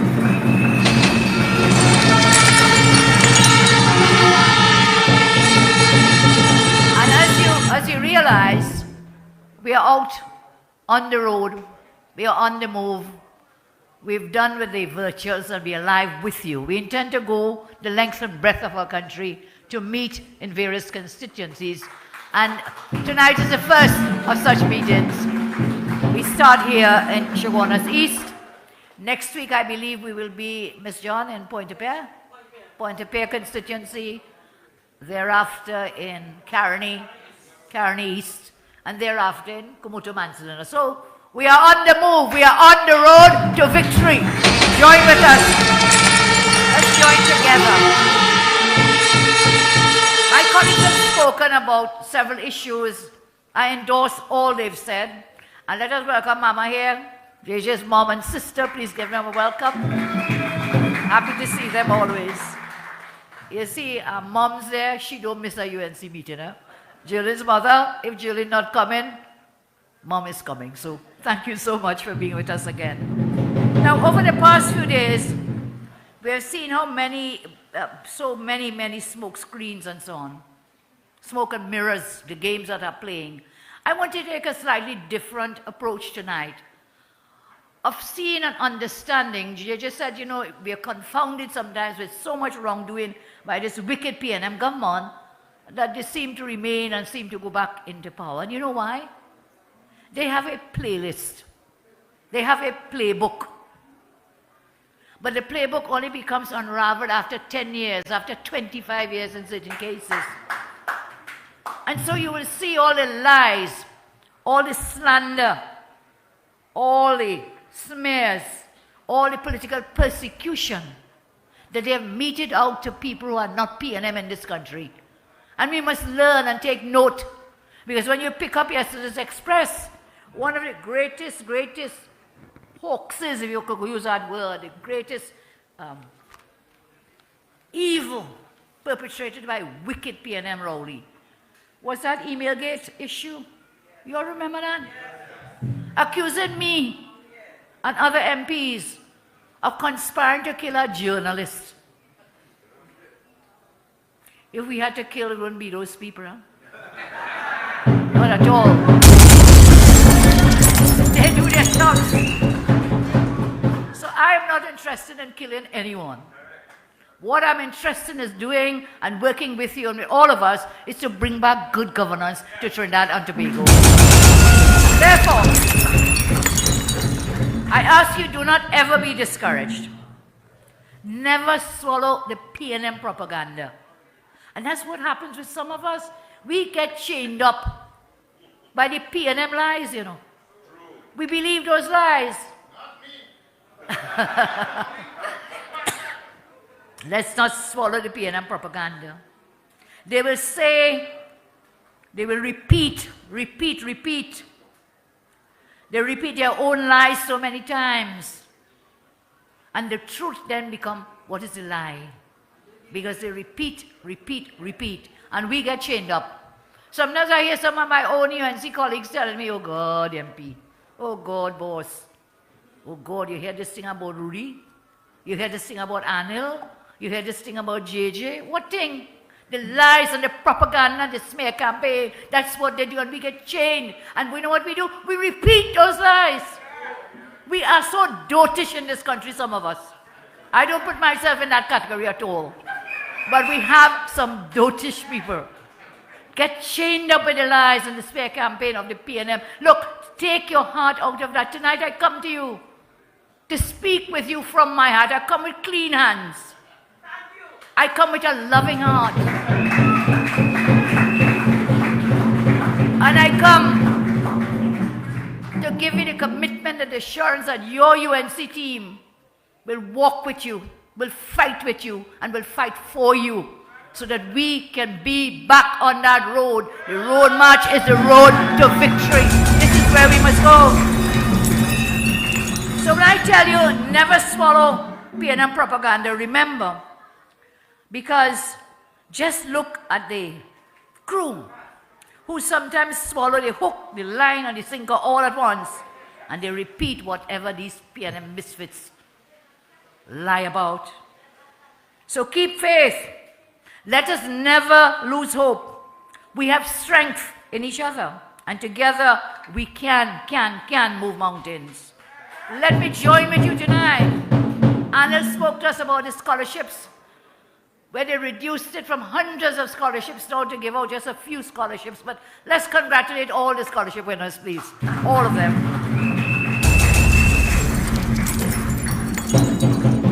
This year I noticed many of the scholarship winners were female girls.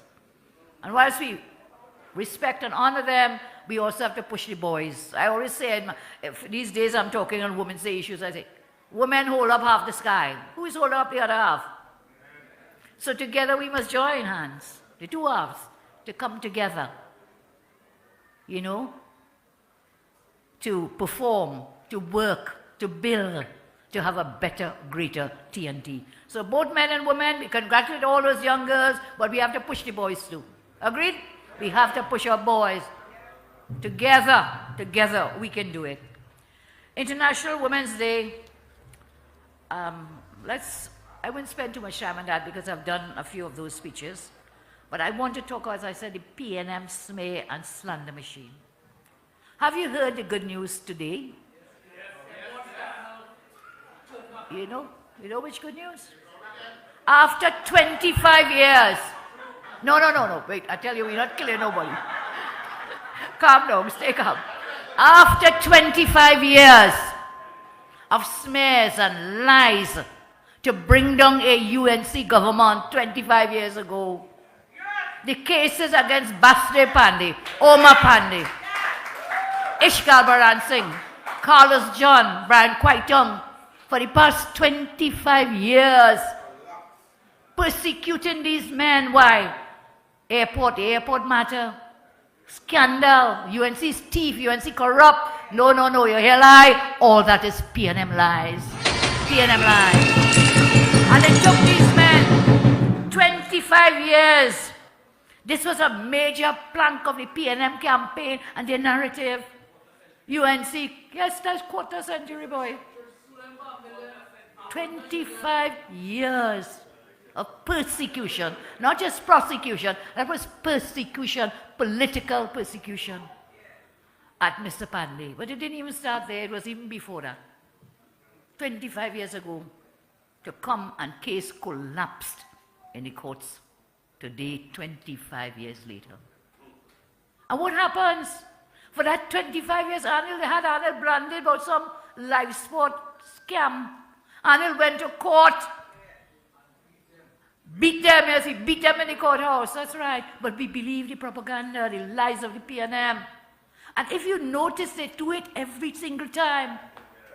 Emailgate was no exception, and coming into 2013 for a Prime Minister to stand up in our parliament and lied. Lie. And it took years. Google cleared us. The police said nothing, so lies. And then today, as I said yesterday, in the Express newspaper, we see it, Sunday Express, email hacks and Israeli connection. And in that story in the Express, they are alleging that they hacked into me as Prime Minister, into my emails. You understand how desperate these people are? They will go to any lengths to remain in power, to take power. That is what that was about. I urge you to read it in yesterday's Express about email hacks and Israeli connection. And they said in the article that it was a businessman in Trinidad. Not the air-conditioned man's son, not that one. Not that businessman. It was a businessman in Trinidad who paid for the Israeli connection to hack into my phone, to hack into other people's phone, and who paid to create and fabricate Emailgate. Do you all understand? There are people in this country, even when the police cleared us, when Google said they have nothing, so even then they still believe in lies of Keith Rowley, on Emailgate. And I want to call on the then Integrity Commission, the chairman, what was his name? Gordon. Ken Gordon. The day before Rowley came to the parliament, the night before he was in Ken Gordon's house. When he came with that email, he went to Ken Gordon's house in the night. What you going there for? You have evidence? Why you didn't take it to the police? What did he do and discuss with Ken Gordon from the Integrity Commission? So he better, he better watch himself because he has a lot to answer for. Emailgate, hacks, and Israeli businessman. That's where I went before I sidetracked. A Trinidad businessman. And I want to ask tonight, because remember, when you're lying on people's phone, they could tape you. Remember that, all of you, Anil? Remember, don't lie on the phone, you know, because somebody taping that. So they can tape you. So who is this businessman in Trinidad?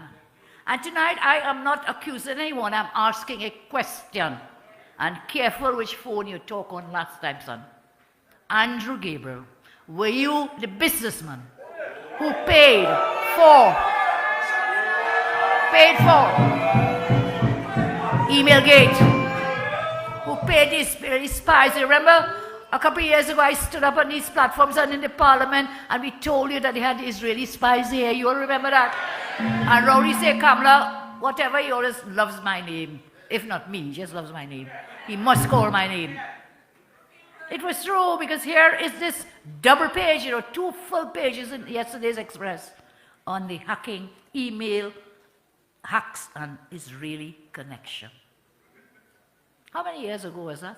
2013? 10 years later, expose. Okay? 10 years later. So, yeah, boy, this take too long sometimes. It comes out, and that's the point I am making. So when they come with their slanderous allegations against us, do not swallow it. Do not believe it. Because in the meantime, given the slow pace of justice in this country, it takes so long to clear your name. And in the meantime, what happens? Everybody think you're a crook. And that's what I come back to the PNM smear and slander machine. The PNM playlist. So I talked to you about Emailgate 10 years ago. I talked to you about the airport scandal 25 years ago. Imagine these men, up Mrs. Pandey, Mr. Pandey, and the other, up and down courthouse for 25 years. And today, cases have collapsed. But for 25 years, every time they go to court, big picture in the paper. Look. You want to see crooks? Look.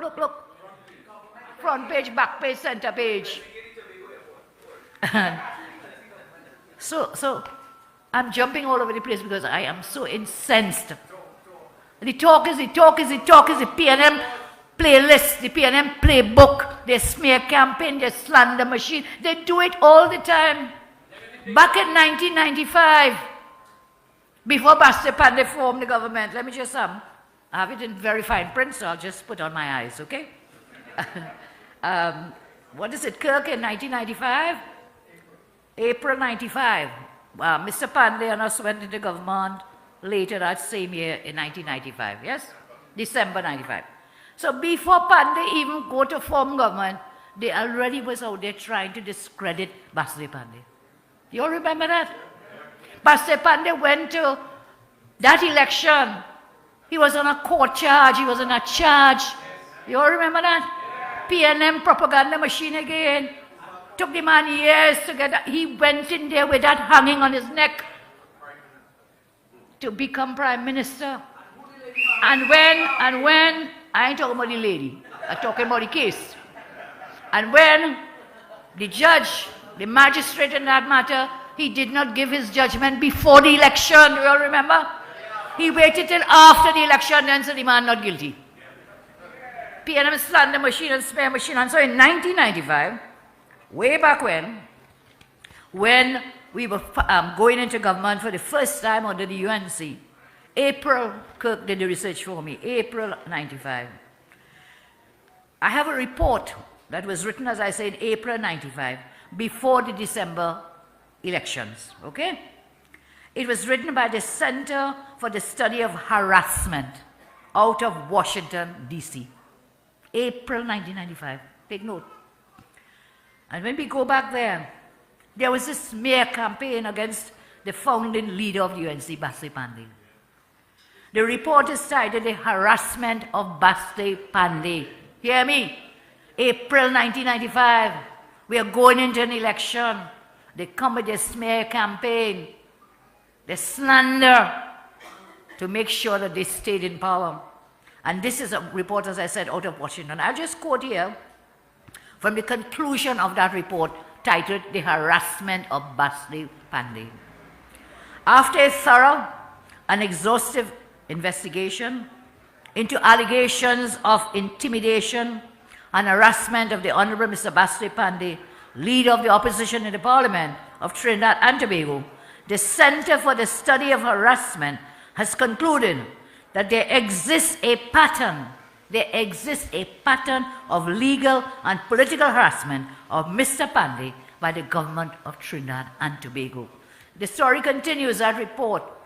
It says it includes some of the top figures in government dealing with the harassment of Pandey as the leader of the opposition, including the Prime Minister, the AG, and the DPP. You see the conspiracy of these officers under PNM government. Included in this campaign of harassment were other members of the legal and political community who played major and minor roles in this scandal. So can you imagine, there's a report written in Washington outlines the harassment of UNC opposition leader Basti Pandey by the then PNM Prime Minister, the AG, and the then DPP, as well as other members of the legal and political community. However, UNC people are strong, we are resilient. We must never ever back down and never ever give up, and we did not, and Pandey went through to win that election in 1995.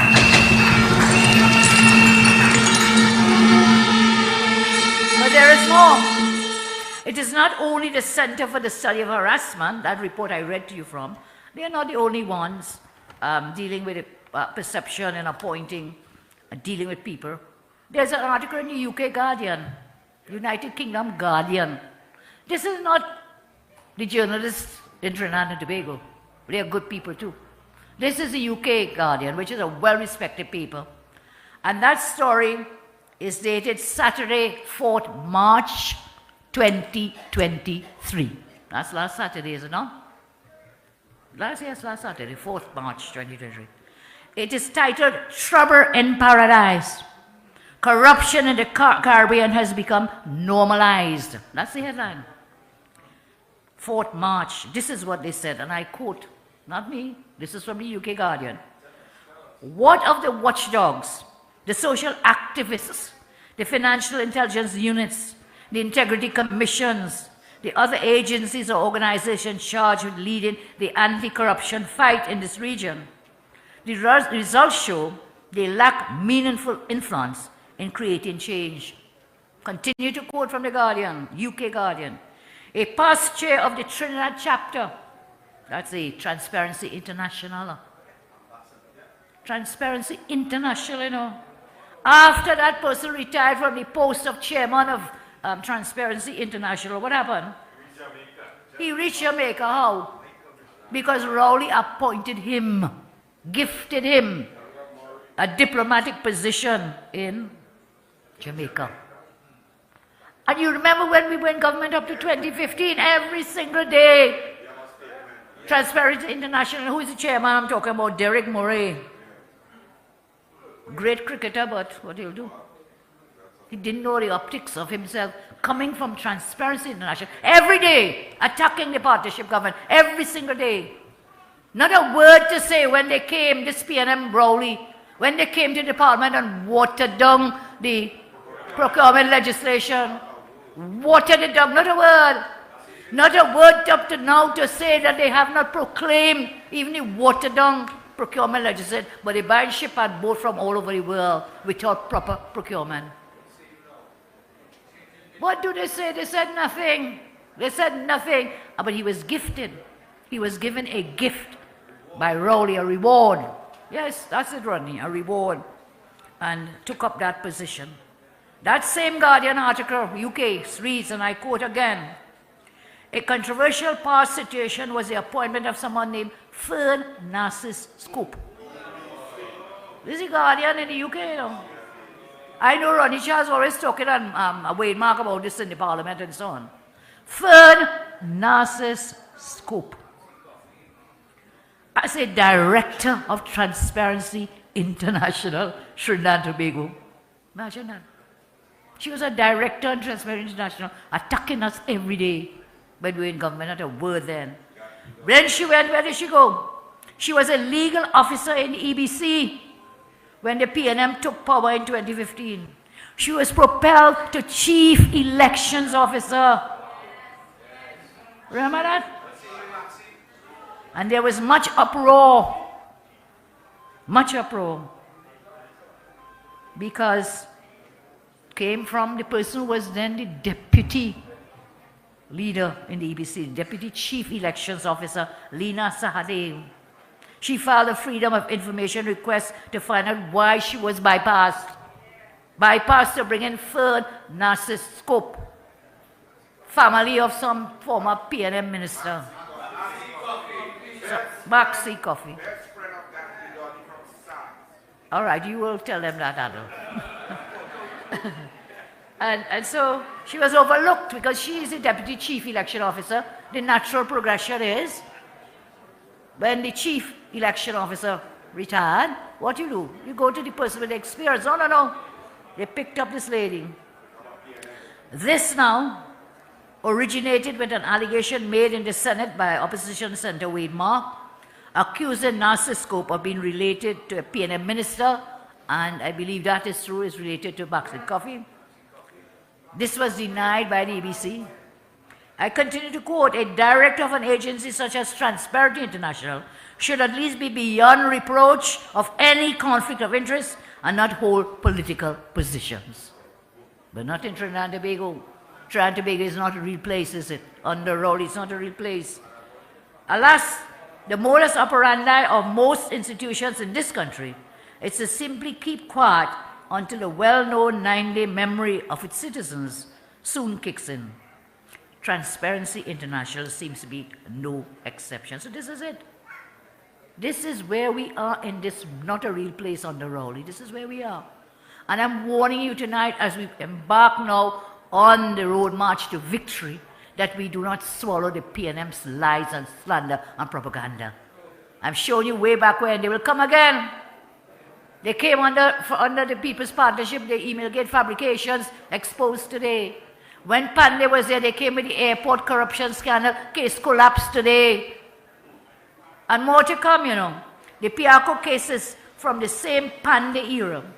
It has played out year after year, decade after decade on PNM political platforms to smear and scandalize and slander the UNC.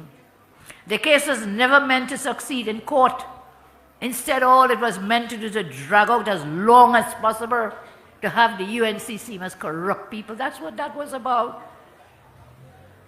And then there was another, it spun that airport case, morphed into something else, you know. Another controversy, you know. Another controversy. Always painting the UNC in the corner of corruption and wickedness.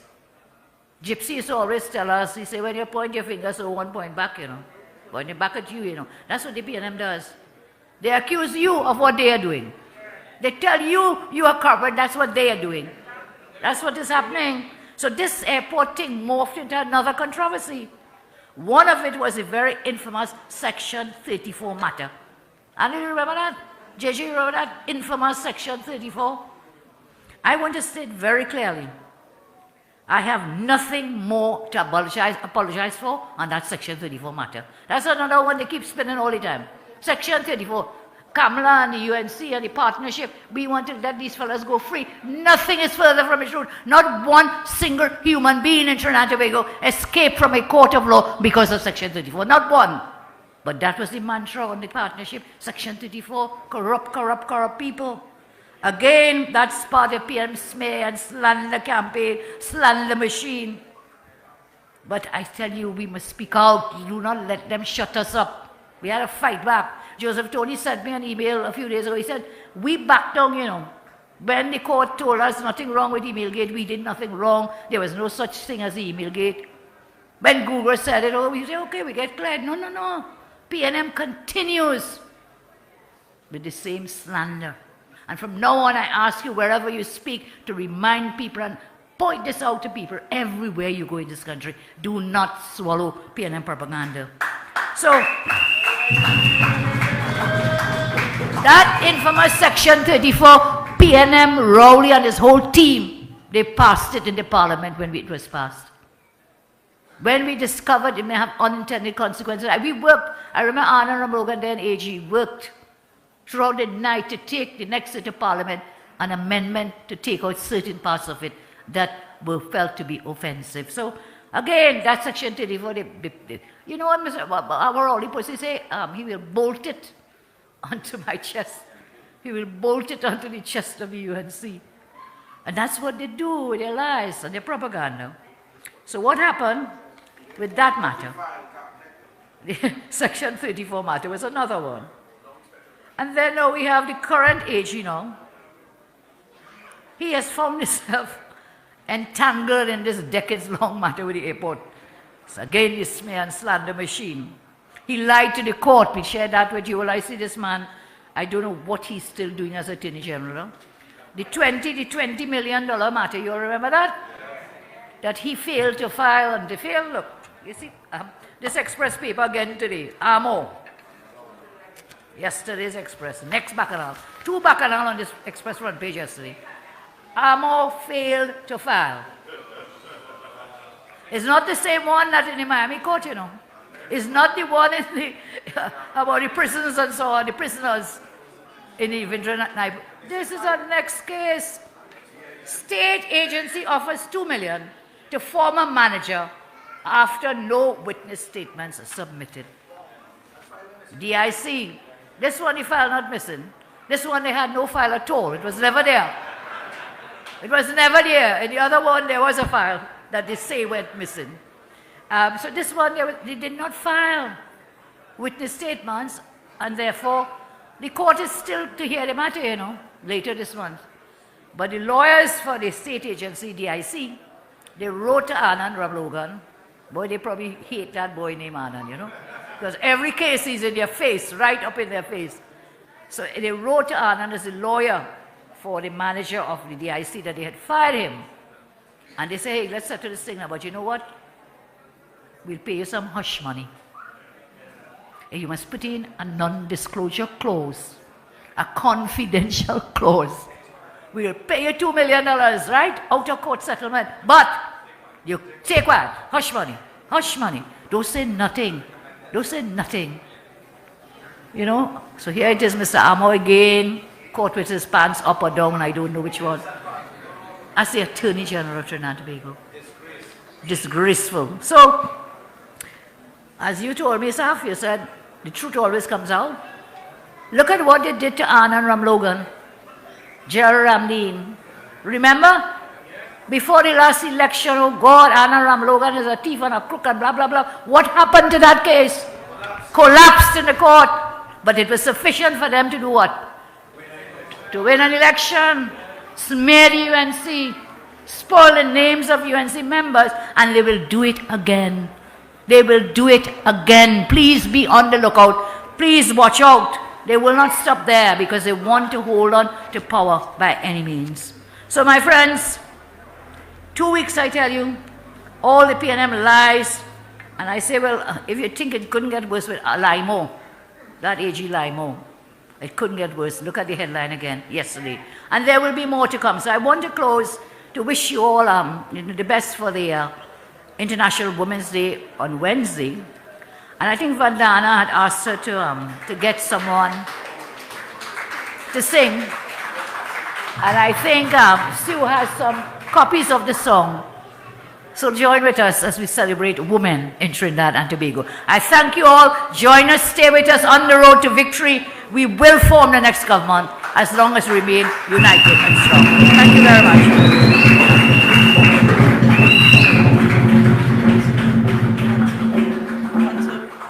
So, yeah, right.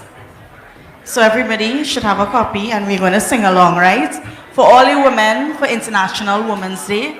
So in honor of them, we are going to sing the song together, right?